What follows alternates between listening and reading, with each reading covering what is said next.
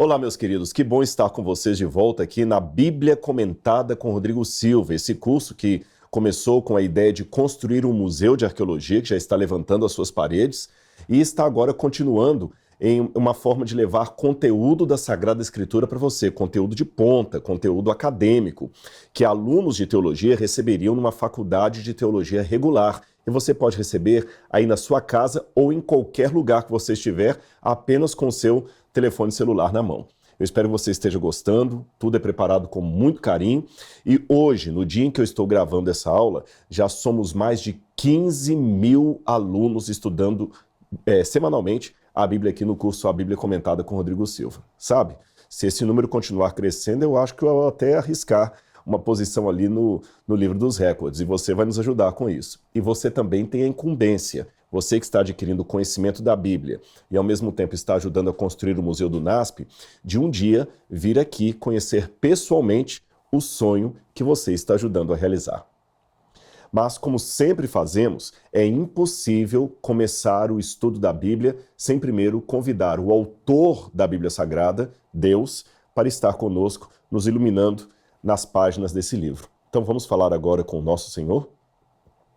Querido Deus, amado Pai, em nome de Jesus nós erguemos nossa voz a Ti nesse momento. Que o Teu poder esteja conosco, que a Tua graça nos encante, que Teu Espírito nos ilumine a cada dia. Perdoa todos os nossos pecados, Senhor, e fala conosco através desse livro sagrado. Eu peço em nome de Jesus. Amém, Senhor. Muito bem, na aula de hoje nós vamos começar o livro de Números, tá bem? Então nós já estudamos Gênesis, Êxodo, Levítico e agora nós vamos ao livro de Números, mais um livro escrito por Moisés. Você sabe, esses primeiros 5 livros da Bíblia têm nomes específicos. Eles podem ser chamados de Torá, que é uma forma como os judeus se referem aos livros. Torá significa lei, mas não lei no sentido apenas de regra, de mandamento. Lei no sentido de instrução. A palavra Torá, em hebraico, ela vem do verbo iará.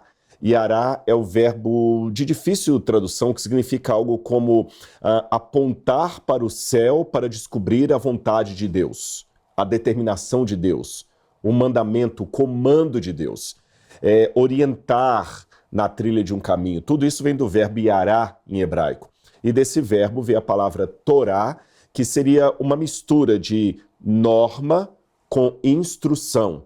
É como se fosse quase uma linha normativa, instruções para o andar correto neste mundo. Este é o sentido da palavra Torá. Então, quando simplesmente traduzem Torá por a lei, não é que está errado, mas a tradução não abarca tudo o que está no original. Portanto, os judeus chamam de Torá, de lei, esses 5 primeiros livros da Bíblia, Gênesis, Êxodo, Levítico, Número e Deuteronômio, que ainda vamos estudar, que são um resumo de tudo aquilo que Deus deu como regras para orientar a caminhada do povo de Israel, do povo de Deus do Antigo Testamento.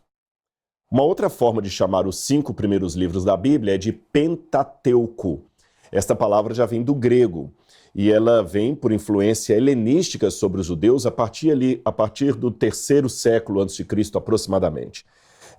Pentateuco, penta, em grego significa 5, teokos, alguns pensam que poderia ser prateleira, então 5 prateleiras, porque acreditava-se que no passado, em algumas sinagogas, a Torá era guardada em 5 prateleiras, coisas que hoje não são tão confirmadas pela arqueologia. Tudo leva a crer que os rolos da Torá ficavam em vasos de barro dentro de algumas sinagogas. Mas seja qual for a origem, a palavra Pentateuco significa os 5 primeiros livros de Moisés. Uma forma também que você tem de resumir o Antigo Testamento é usar aquela expressão comum nos tempos de Cristo, a lei e os profetas. Tá bem? Então hoje nós vamos estudar o 4º livro do Pentateuco, ou o 4º livro da Torá, o livro de Números. O livro de Números, ele tem um nome especial, como a gente pode ver, tanto no grego como no hebraico. O nome do livro vem na Septuaginta com o título de Arítimoi. Arítimoi é uma palavra grega que significa números, no plural. Você não fala, por exemplo, aritmética. Então, arítimoi é os números, mas este é o nome do livro na Bíblia grega. O que é a Bíblia grega? Eu já expliquei isso em aulas anteriores, mas eu acho que vale a pena repetir. Os judeus, um pouco antes do nascimento de Jesus, fizeram uma tradução da Bíblia para o grego. Quando eu falo Bíblia naquela época, era o Antigo Testamento. Jesus não havia nascido, então, obviamente, nenhum livro do Novo Testamento tinha ainda sido escrita.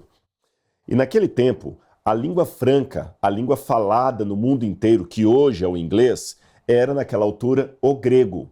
Então, os judeus de Alexandria foram incumbidos a traduzir as suas escrituras sagradas para o grego, para que a biblioteca de Alexandria, a grande biblioteca de Alexandria, que foi destruída no 7º século depois de Cristo, ela também tivesse uma versão grega das escrituras judaicas. E ao fazerem a tradução para o grego de vários livros do Antigo Testamento, aliás, de todos os livros do Antigo Testamento, os judeus resolveram chamar o livro de Números de Aritmoi, que acabou influenciando a tradução em português, que chamamos o livro de Números. Esta versão dos judeus, que é chamada de Septuaginta, tem esse nome provavelmente porque foram 72 judeus que participaram da tradução da Bíblia para o Antigo Testamento, embora esta versão não é aquela que nós possamos afirmar para longe de qualquer questionamento. É uma das ideias do porquê desse nome Septuaginta dado a esta tradução antiga do grego para o grego do Antigo Testamento. Então você sabe que foi a primeira versão noutra língua da Bíblia, foi essa aqui. A bem da verdade, você tinha também o aramaico, que eram paráfrases que eram usadas pelos judeus logo que eles saíram do cativeiro da Babilônia. Mas isso é outra história. Então, todas as vezes que ao longo do curso a gente cita para você a Septuaginta, estamos fazendo referência a esta antiga tradução feita para o grego a partir do Antigo Testamento. E nessa tradução é que o 4º livro de Moisés é chamado de livro de Números, ou Aritmoi.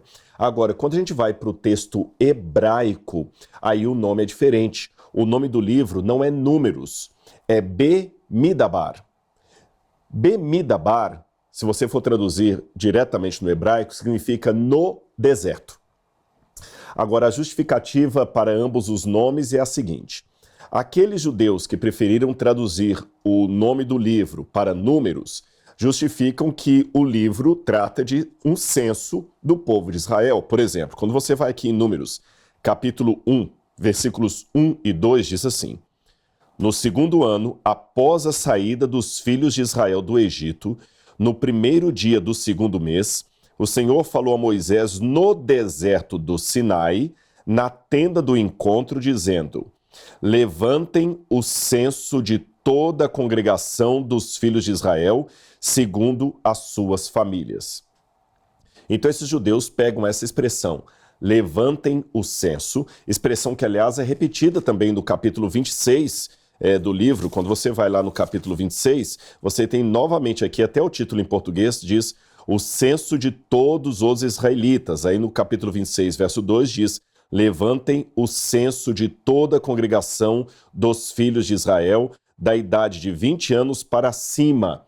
Então aqui você tem o censo, ou seja, a contagem do povo, por isso os judeus resolveram chamar esse livro de Números. Mas isto, eu repito, os judeus de fala grega, que estavam traduzindo os livros da Bíblia para o grego.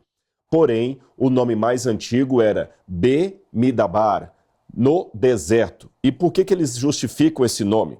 Porque no capítulo 1, versículo 1 diz assim, no 2º ano, após a saída dos filhos de Israel do Egito, no 1º dia do 2º mês, o Senhor falou a Moisés no deserto do Sinai, tá certo?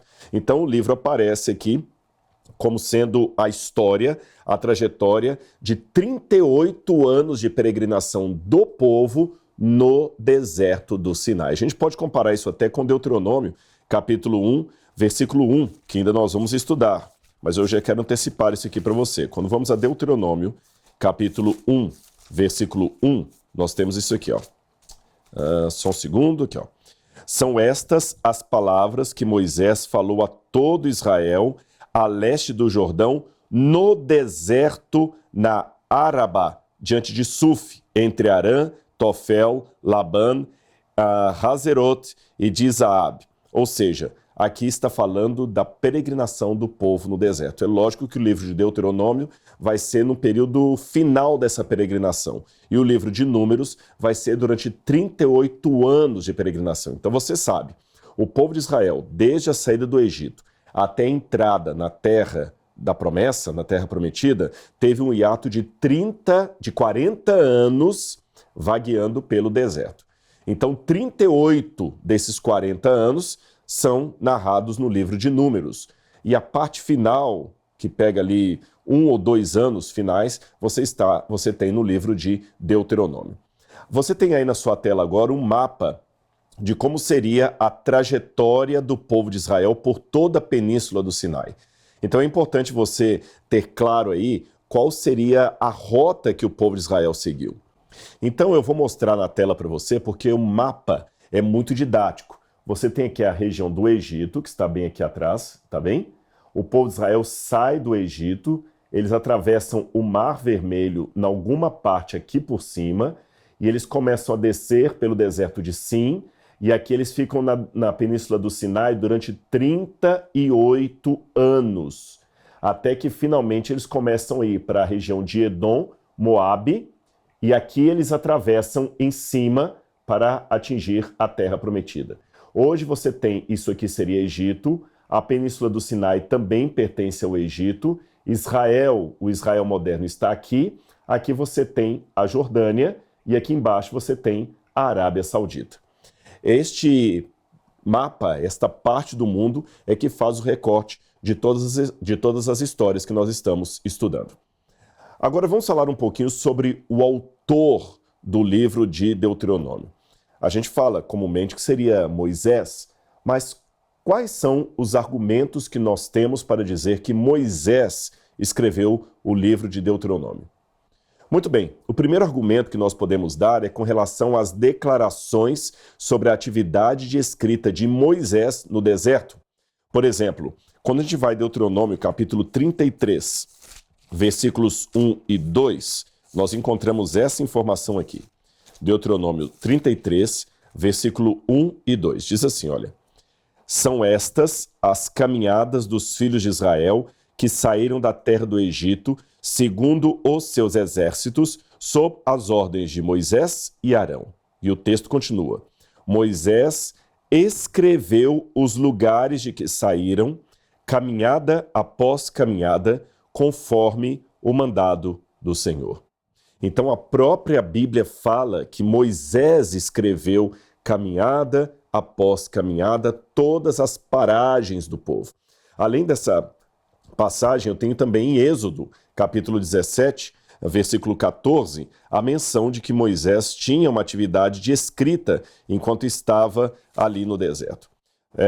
Êxodo, capítulo 17, versículo 14, diz assim: então o Senhor disse a Moisés: escreva isto para a memória num livro e repita-o a Josué, porque eu vou apagar totalmente a memória dos amalequitas da face da terra. Então você vê várias situações e passagens que dizem que Moisés, enquanto liderava o povo de Israel em sua peregrinação ali na península do Sinai, 40 anos, 38 anos ali peregrinando, Moisés também escrevia. E Moisés não escrevia apenas por sua própria autonomia, era um mandamento de Deus. Deus mandava Moisés escrever: olha, escreve isso aqui, guarda. E o Espírito Santo, que já sabe todas as coisas, já sabia que estava comandando Moisés a escrever algo que seria no futuro chamado de Bíblia Sagrada. Em outras palavras, Deus estava, através de Moisés, falando ao povo com o sotaque humano. Outra evidência que nós temos que Moisés escreveu o livro de Deuteronômio é a própria menção que nós temos no Novo Testamento, onde Jesus se refere à lei de Moisés. Na lei vos disse Moisés, vos escreveu Moisés.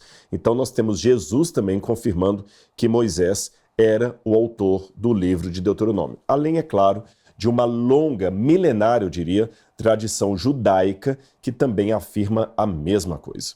Então, quem afirma que Moisés não escreveu o Deuteronômio, ele é que tem que apresentar as provas contrárias àquilo que é milenarmente afirmado. Bom, a suposição também de que os 5 primeiros livros da Bíblia pertencem a um único autor pode ser vista também na introdução que nós demos ao livro do Gênesis. Se você recordar lá na nossa primeira aula sobre o Gênesis, a autoria do Gênesis, eu dei vários argumentos ali de que Moisés era o autor daqueles livros que fazem parte do Pentateuco, os 5 primeiros livros da Bíblia Sagrada.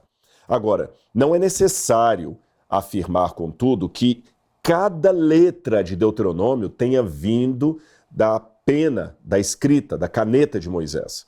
Há partes aqui, por exemplo, que certamente não foi Moisés que escreveu. Quer um exemplo?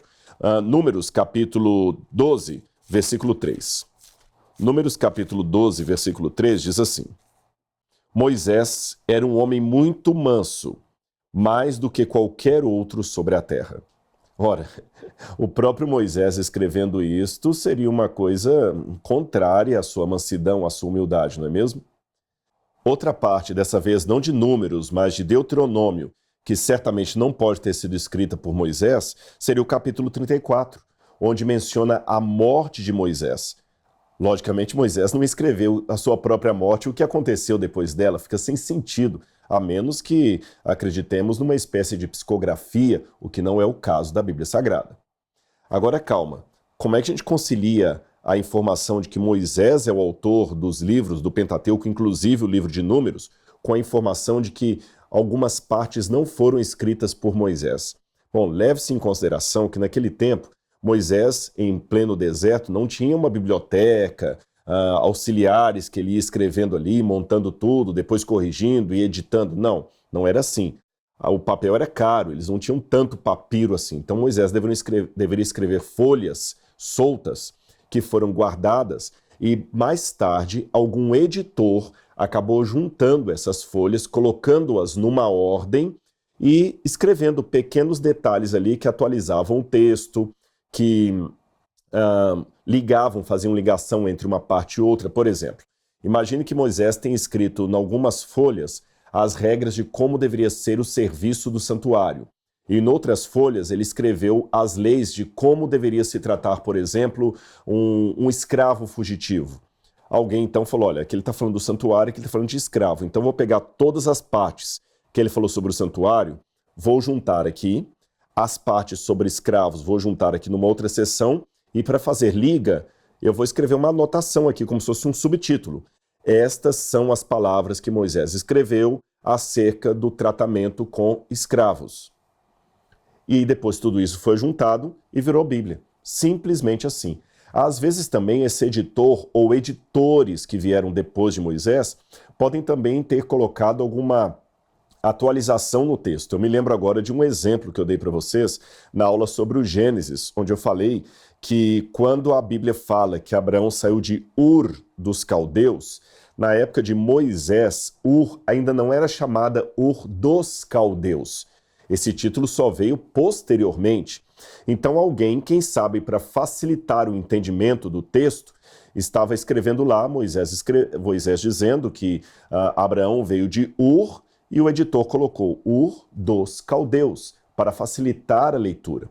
Não foi de maneira nenhuma uma forma, como eu diria, ilegal ou desonesta de colocar palavras que Moisés não escreveu no texto para confundir as pessoas. Não era este o objetivo.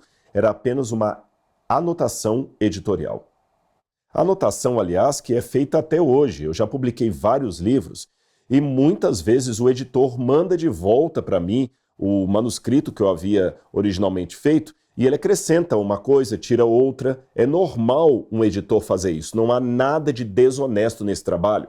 Por exemplo, às vezes eu estou escrevendo num livro e eu escrevo, olha, porque ali no deserto de Baiuda aconteceu isso, isso, isso.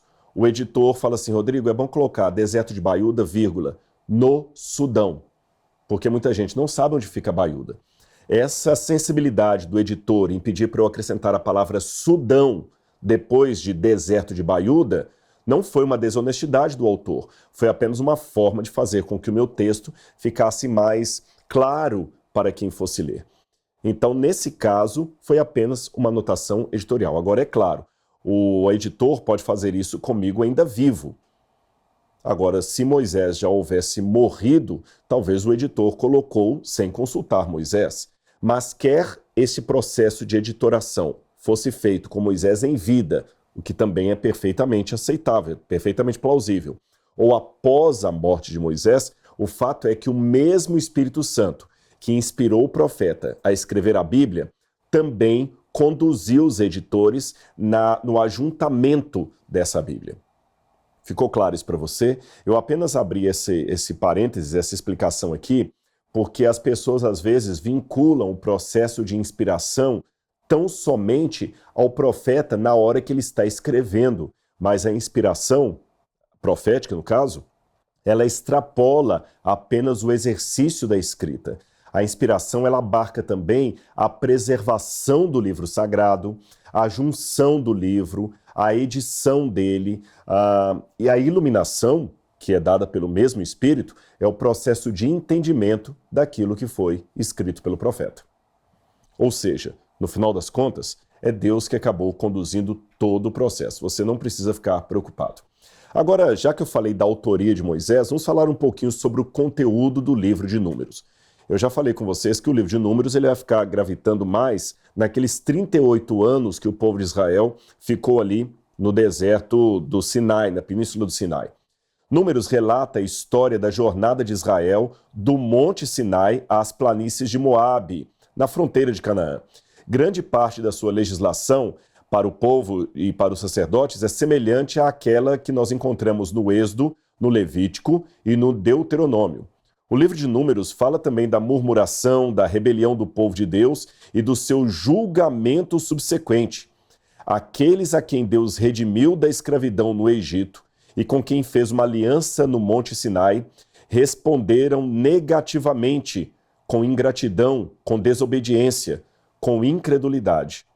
Então, por causa disso, eles não puderam entrar na terra prometida. O capítulo 14 de Números é o capítulo assim central, que foi o divisor d'águas, quando o povo então entra numa rebelião que foi a gota d'água para Deus dizer: esse povo não vai entrar na terra prometida. Olha, quando eu vejo o capítulo 14, o começo já demonstra a grande impenitência do povo. Olha o que diz aqui, olha. Então toda a congregação se levantou e gritou em alta voz, e o povo chorou aquela noite. Todos os filhos de Israel murmuraram contra Moisés e contra Arão, e toda a congregação lhe disse: quem dera tivéssemos morrido na terra do Egito, ou mesmo neste deserto. E por que o Senhor nos traz essa terra para cairmos à espada, para que nossas mulheres e nossas crianças sejam por presa? Não seria melhor voltarmos para o Egito? E diziam uns aos outros: vamos escolher um chefe e voltemos para o Egito. Eu fico imaginando como esta cena, que hoje, milênios depois eu leio para você aqui, como foi uma faca no coração de Moisés e de seu irmão Arão. Pior ainda, como foi uma facada no próprio coração de Deus. Algumas coisas eu já aprendo dessa rebelião do povo no deserto. Em primeiro lugar, que milagre não leva ninguém à necessária conversão ou à fé genuína. Por quê? Eu digo isso porque muitas pessoas afirmam assim: olha, se eu pelo menos vir com os meus próprios olhos, aí eu vou acreditar. É a famosa filosofia de Tomé. Se eu vir, eu vou acreditar. Mas e quando você não vê? Pior ainda. E quando você vê e mesmo assim não acredita? O povo viu o mar vermelho se abrindo. Eles viram as pragas caindo. Eles viram o exército de Faraó ali sendo destruído nas águas do mar vermelho. E ainda assim, eles se rebelaram. Adoraram o bezerro de ouro e aqui de novo eles rebelam perante Deus. E Moisés vai interceder por eles e Deus fala: não, esse povo não vai entrar na terra. Eu vou cumprir a minha mensagem, Moisés, essa é a minha promessa. Eu não vou deixar que este povo me faça passar por um Deus mentiroso. Eu prometi a Abraão que eu daria essa terra à descendência dele. Foi isso que eu prometi. E eu vou cumprir a minha palavra. A despeito deles, eu vou cumprir a minha palavra. Mas eles não vão entrar na terra. Eles vão morrer aqui no deserto. Quem vai entrar? Os descendentes deles. Ou seja, eu vou cumprir a minha promessa. Darei a terra aos descendentes de Abraão, mas não a estes que saíram do Egito. Eu fico pensando qual seria o significado dessas palavras, desse episódio, para nós que vivemos aqui hoje, no século XXI. Nós que vivemos numa sociedade em que é proibido proibir, você não pode falar nada mais sério porque senão você afeta a sensibilidade de alguns. Uma realidade em que as pessoas estão vendo quão caótico é o mundo e as coisas que o mundo oferece, assim como o Egito era caótico e a escravidão no Egito, e mesmo assim o povo fala, queremos voltar para o mundo, queremos voltar para o Egito. Muitas pessoas, quando saem do mundo e vêm para a igreja, murmuram também como o povo de Israel. Foi para isso que o Senhor me tirou do mundo? Para ficar numa religião cheia de regras, que não pode nada, que me tira a paz, que tem tanta provação? Eu vejo colegas meus que não querem saber de Deus e estão numa vida muito melhor do que a minha. Estão muito mais prósperos. Eu estou só tomando na cabeça depois que eu resolvi seguir a sua palavra. Quem dera eu tivesse morrido no mundo ou voltado para o mundo. Eu vou escolher um novo Deus e vou voltar para o mundo. Triste, não é mesmo?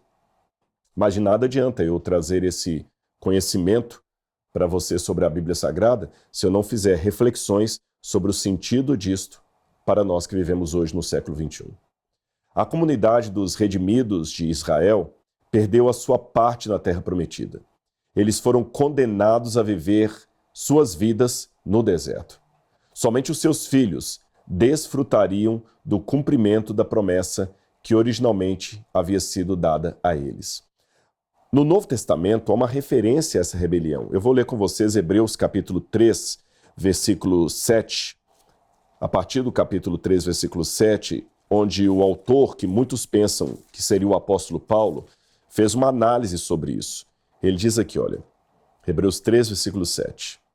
Por isso, como diz o Espírito Santo, hoje, se ouvirem a sua voz, não endureçam o coração, como foi na rebelião, nos dias da tentação no deserto.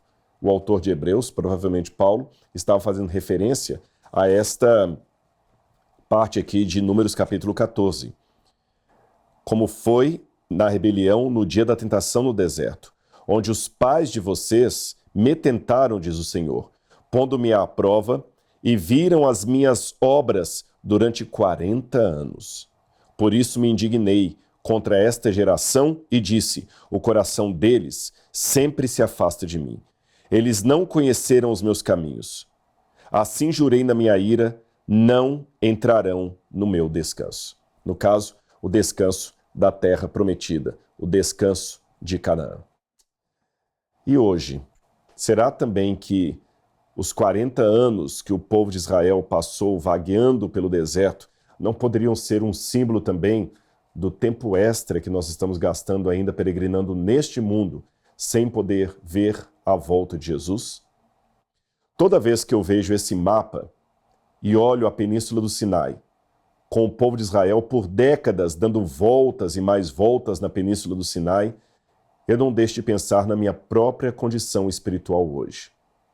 Será que nós não estamos entre o Egito e Canaã, gastando mais tempo do que deveríamos na Península do Sinai da nossa vida?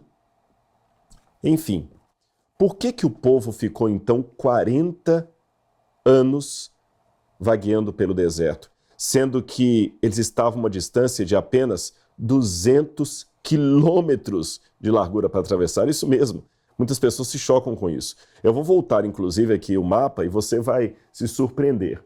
Aqui onde você tem do Egito até Israel, na parte da Península do Sinai que eles atravessaram, nós temos apenas 200 quilômetros de largura nessa parte menor aqui. Então eles desceram, tinham 200 quilômetros aqui, subiriam e já estavam em Israel. Você não vai gastar 40 anos para trilhar tudo isso. Então, por que demoraram 40 anos? Êxodo capítulo 13, versículos 17 e 18, nos dão essa história. Ou seja, o livro de Números aconteceu, porque ele descreve os 38 anos de peregrinação ali, o livro de Números só precisou ser escrito por causa do que está em Êxodo capítulo 13, versículos 17 e 18, que diz aqui, olha: quando Faraó deixou o povo ir, Deus não os levou pelo caminho da terra dos filisteus, embora fosse mais curto, pois disse, para não acontecer que, vendo a guerra, o povo se arrependa e queira voltar do Egito. Então, voltando no mapa, você tem aqui exatamente o que está escrito em Êxodo. Como eu falei, a parte de baixo aqui tem aproximadamente 200 quilômetros de largura. Aqui em cima também você não tem muito mais do que 200 quilômetros, 220 quilômetros no máximo aqui. É a largura que você tem desde a saída aqui do Mar Vermelho até a entrada no que hoje seria Israel. Mas se você olhar, essa parte aqui de cima coincide hoje com a faixa de Gaza. E tem esse nome porque era realmente a região dos filisteus. Então, se eles viessem aqui por cima, dariam de cara com os filisteus, e de acordo com o livro de Êxodo, isto poderia desanimá-los e tentá-los a voltar para o Egito. Por isso que Deus fez com que eles fizessem o caminho por baixo ali da península, passando realmente pelo sul dela. Mas mesmo esse caminho, passando pela parte baixa ali, pelo sul da península, não daria 40 anos de caminhada. Certamente isso aqui foi resultado da rebelião. Números capítulo 14, versículos 11 e 12, também nos diz o segundo motivo pelo qual eles demoraram 40 anos. Você tem aqui o versículo 11 e 12 dizendo: o Senhor disse a Moisés, até quando esse povo me provocará? Até quando não crerá em mim, apesar de todos os sinais que fiz no meio deles? Vou feri-los com pestilência e deserdá-los, e farei de você povo maior e mais forte do que este. E finalmente, Números 14, 26 a 35, diz também outro motivo pelo qual eles não entraram na terra, porque Deus iria dar esse privilégio aos seus filhos. Diz assim a Bíblia: depois o Senhor disse a Moisés e a Arão, até quando vou aguentar esta má congregação que murmura contra mim? Tenho ouvido as murmurações dos filhos de Israel que proferem contra mim. Diga-lhes, tão certo como eu vivo, diz o Senhor, vou tratar vocês de acordo com o que falaram aos meus ouvidos. Você se lembra? Eles haviam dito, quem dera pudéssemos voltar ao Egito, quem dera morrêssemos no Egito, quem dera morrêssemos nesse deserto. Lembra? Eu li que eles falaram isso? Olha o que Deus afirma aqui agora. Nesse deserto cairá o cadáver de vocês, de todos vocês que foram contados no censo. O que eu aprendo disso? É importante orar, mas mais importante do que orar é saber como orar. Por que eu estou dizendo isso? Orar é falar com Deus, correto? Mas não é apenas falar com Deus. Sabe por quê? Quando Jesus estava crucificado ali no Calvário, os soldados romanos, os líderes judeus, alguns fariseus, sacerdotes, viravam para Cristo na cruz e falavam com ele. Ora, não é você que destrói o templo e o reconstrói em 3 dias? Desça da cruz e nós creremos em você. Eles estavam falando com Jesus, mas não estavam orando para Jesus. E há muitas pessoas que hoje, à semelhança dos líderes judeus daquela época, estão falando com Deus, mas não estão necessariamente orando a Deus. Cuidado com o que você fala para Deus. Quando você às vezes está xingando, quando você está amaldiçoando a sua vida, você está pedindo algo que pode acontecer com você. Outro elemento básico da oração. Devemos orar colocando sim a nossa decisão, o nosso direito, a nossa vontade à mesa, ao altar de Deus. Mas sempre terminando com a fala, faça-se conforme a vontade que o Senhor tem, ó Pai. Que a vontade do Senhor seja feita e não a minha. Porque Deus sabe melhor do que nós. Percebeu? E o último elemento. Cuidado com o que você pede, porque poderá ser dado. O povo pediu tanto para morrer no deserto, que Deus falou, tá bom, eu vou deixar vocês morrerem no deserto. Então, quando você está falando com seu filho, cuidado se você não está soltando para ele palavras de amaldiçoamento. Que desgraça! Você não vale nada. Você não vai para lugar nenhum. Maldita a hora que eu fui seu pai. Não se engane. Tem muito lar de pessoas crentes que dizem amar a Deus e sua palavra, que vociferam esse tipo de palavra para os filhos, até líderes religiosos, até pastores. Há muitas pessoas que fazem o mesmo xingamento que eu acabei de expressar, sem dizer nenhuma palavra, apenas com os atos. Você pode bater numa pessoa sem deixar nenhum hematoma, sem encostar no corpo dela. Você pode apenas feri-la com suas palavras, com seus gestos, com seus olhares.